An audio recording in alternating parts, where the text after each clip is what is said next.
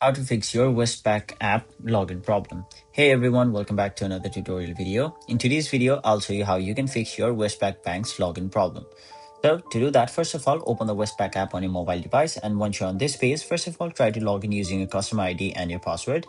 Now, if you cannot log in, it may be due to various different reasons. So the first one may be your customer ID is wrong. Otherwise, your password may be wrong, and in most cases your Wi-Fi or your data connection may be unstable. As Westpac Bank app is an application that requires a stable connection to work, if you do not have proper data connection or Wi-Fi connection, your app will not work. After that, make sure your app is updated to the latest version, as if your app is not updated to the latest version, some of the features might not work, causing your app to crash or not log in.